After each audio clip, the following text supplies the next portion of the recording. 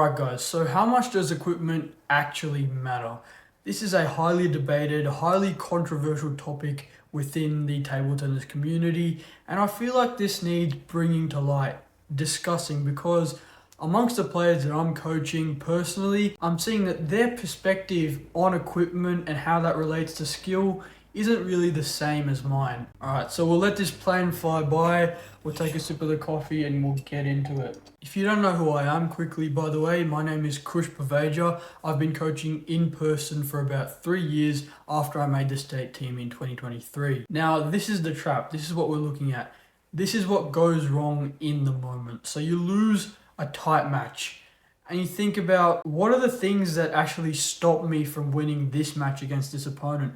And for way too many people, myself included from a couple years ago, the answer tends to be equipment. And then I'm sorry to say that is just not the answer. If you're thinking right after you lose a game in the 5th set, my rubber is too slow, or if I had his racket, for example, I might win. And from what I've learned, from what I've heard from other players at a high level, that is just not the way that you want to think about these things. And what the big lie actually is it's the trap of believing that the gear can overcome practice. It's simply not a shortcut. And something that we have to admit as table tennis players is that it's way easier to blame our tools than it is to actually confront our techniques and our shortcomings. And when this happens, there's something that I have notoriously been a culprit of in the past, and it's the analysis paralysis. Watching thousands and thousands of hours of equipment reviews, Table Tennis Daily, the lot, going on to Rev Spin, Table Tennis 11, looking at...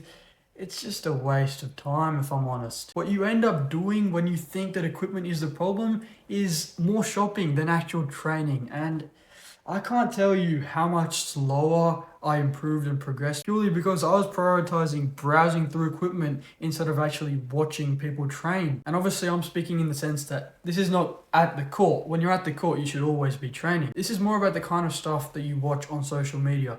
This, for example, or watching maybe a professional player train, carefully analyzing their technique is going to be a lot more effective than browsing through equipment. And something that I like to preach a lot, and something that my coaches and my peers actually had to preach to me a lot, was that 95% of my ability is going to come from my skill, what I do in training. And a quote that I love to fall back on when I'm even in sort of the trap that, if I switch to this rubber, my backhand might get safer without having to do any extra training. And the quote is, rackets are a tool to express your skill, not create it. The saying that 5% of your skill comes from equipment is widely known. I think it originated from some Chinese coaches in the national team, and I always hear everyone talking about it.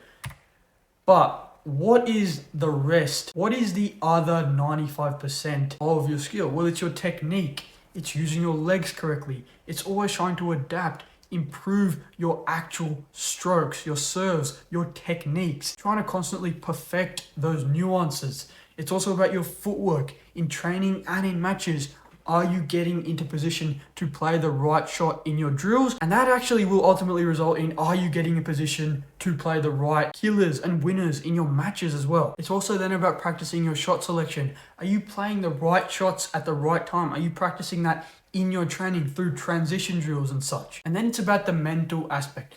Are you staying focused in training? Are you always putting in 100% no matter how long the training session goes, no matter how tired you are? And this applies to competition as well. If you're 3 sets down in a 7-setter game, you still have to believe that you have a chance and you can win. Your ability and skill actually consists of this part of the game, not equipment. And a pitfall that I can invariably guarantee that you will fall into if you're in the first 3 years of your training is having the urge to copy your favorite pro's equipment. I hate to break it to you, but your favorite pro has been training for nearly their entire lifetime. What they need in their game is very different to what you need. And this is something that I had to drill into my head and drill into the heads of the players that I coach.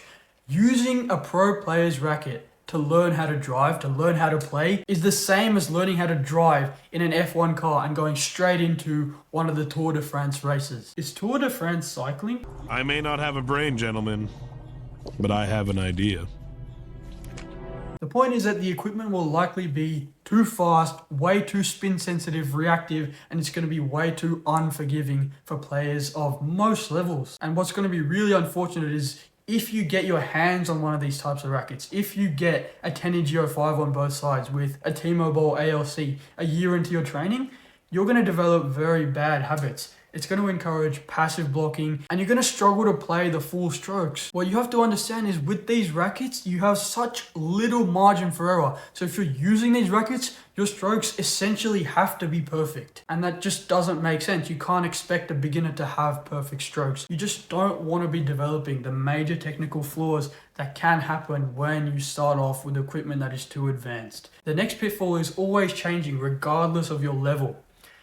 Your brain and body slowly begin to bond with your equipment, with your racket. A common saying that I've heard comes out of the Chinese national team sort of entourage group, whatever it is that the racket is an extension of your body. And I truly could not have said that better myself.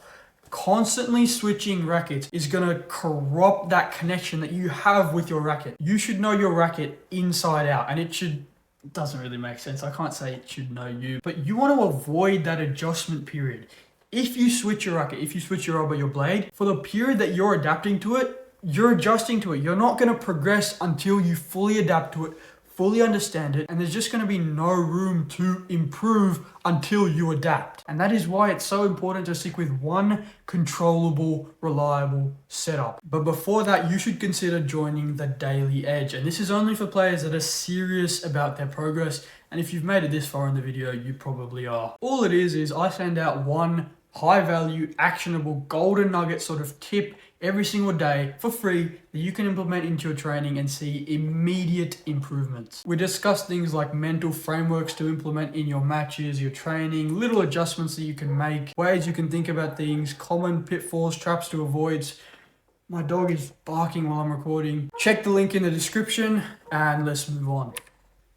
Now, what is the solution? You have to find a reliable and controllable setup that you can commit to for at least 6 months. That's how you build the connection that I was just discussing. You can't consider your racket a fifth limb if you keep chopping it off and changing it, you know? You have to stick for the same racket for a period of time and train consistently with it and grow with it before you switch. But there is signs that you do have to look out for. There is periods of time or moments that you know you need to change. And one of them is when your coach agrees that the racket is a limiting factor. If your coach is coming up to you and telling you that, this racket is dead, or it's not spinny enough for your current level, or it's not fast enough, and it's actually hindering the way you play right now, then I'm going to put my hands up. You got to change your equipment. Another indicator of when it actually might be time is that if you're changing your entire playstyle or philosophy. As long as you don't change your entire playstyle or philosophy to change your equipment, I'm fine. If you're changing to short pips, go for it. And it's also fine to change when you're replacing a dead rubber or a damaged blade. That's completely fine. The idea is that you're not actually changing it. You're just replacing it with a newer, better version. But yeah, that's basically the gist of it.